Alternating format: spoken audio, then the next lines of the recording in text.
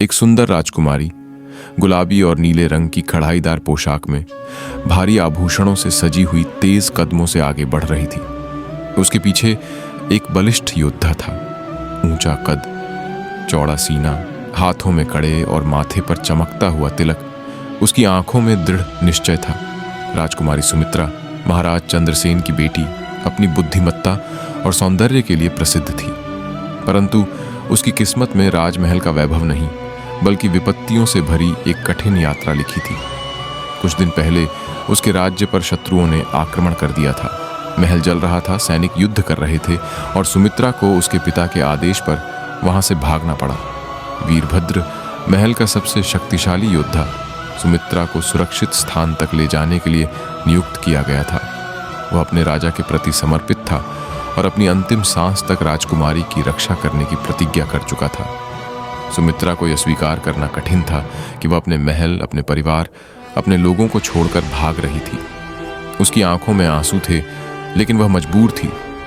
वीरभद्र उसके पीछे पीछे चल रहा था, सतर्क और चौकस। क्या हम हमेशा भागते ही रहेंगे? सुमित्रा ने ठहर कर पूछा। वीरभद्र ने गंभीरता से जवाब दिया, यह भागना नहीं, सही समय की प्रतीक्षा है। राजा ने कहा है कि जब तक हम सुरक्षित स्थान पर नहीं पहुंच जाते तब तक युद्ध नहीं करना है। पर मेरा राज्य? सुमित्रा की आवाज कांपी। वीरभद्र ने आश्वासन दिया, राज्य वापस मिलेगा, पर अभी हमें जीवित रहना होगा। घने जंगल में वे आगे बढ़ते रहे। रात होने लगी थी और अंधकार घना हो रहा था। अचानक झाड़ियों में हलचल हुई। वीरभद्र ने झट से तलवार निकाल ली। कुछ ही पलों में 4 डाकू सामने आ गए। राजकुमारी को हमारे हवाले कर दो, योद्धा, नहीं तो तुम्हारी मौत निश्चित है। वीरभद्र ने उत्तर में केवल तलवार चलाने की आवाज दी। कुछ ही क्षणों में 3 डाकू धराशायी हो चुके थे। चौथा भागने की कोशिश कर रहा था, लेकिन वीरभद्र ने उसे भी निष्प्राण कर दिया। सुमित्रा स्तब्ध थी। यह पहला मौका था जब उसने किसी को इतनी निर्दयता से मरते हुए देखा था। वीरभद्र ने उसकी ओर देखा और कहा, यही दुनिया की सच्चाई है राजकुमारी। ये जंगल और इसके लोग दया नहीं जानते। चलते चलते वे एक झरने के पास पहुंचे। सुमित्रा बहुत थक चुकी थी। वह पानी पीने झुकी ही थी कि अचानक उसे वीरभद्र की आंखों में एक अजीब सा दर्द दिखा। तुम कुछ छिपा रहे हो वीरभद्र? सुमित्रा ने गंभीर स्वर में पूछा। वीरभद्र चुप रहा। मैं राजकुमारी हूं, मुझे सच जानने का अधिकार है।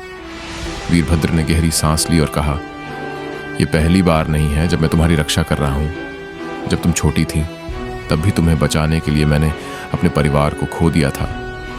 सुमित्रा चौंक गई। वीरभद्र ने अपनी कलाई पर बंधा एक पुराना धागा दिखाया। यह प्रतिज्ञा तुम्हारे पिता ने मुझसे ली थी। जब तक मैं जीवित हूं तुम्हें कोई छू नहीं सकता। रात में उन्होंने एक छोटे गांव में शरण ली, लेकिन अगले ही दिन कुछ घुड़सवार सैनिक वहां आ पहुंचे। वे शत्रु राज्य के थे। यही है राजकुमारी, इसे पकड़ लो। वीरभद्र ने तलवार खींच ली। युद्ध शुरू हो गया।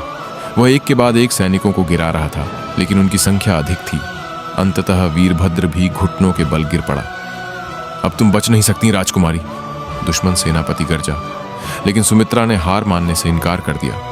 उसने वीरभद्र की तलवार उठाई और सेनापति पर वार कर दिया। योद्धाओं ने यह देख युद्ध रोक दिया। एक नारी की वीरता ने उन्हें हिला दिया था। अब सुमित्रा ने निर्णय ले लिया था, वह अपने राज्य को वापस लेने के लिए खुद सेना बनाएगी। वीरभद्र, जो घायल पड़ा था, उसकी आंखों में गर्व था। अब मैं सिर्फ एक शरणार्थी नहीं बल्कि अपने राज्य की स्वतंत्रता के लिए युद्ध करने वाली नायिका हूं, सुमित्रा ने घोषणा की। सुमित्रा और वीरभद्र की यह यात्रा केवल भागने की नहीं थी बल्कि एक नई क्रांति की शुरुआत थी। वह दिन दूर नहीं था जब वह अपने राज्य को वापस ले लेगी।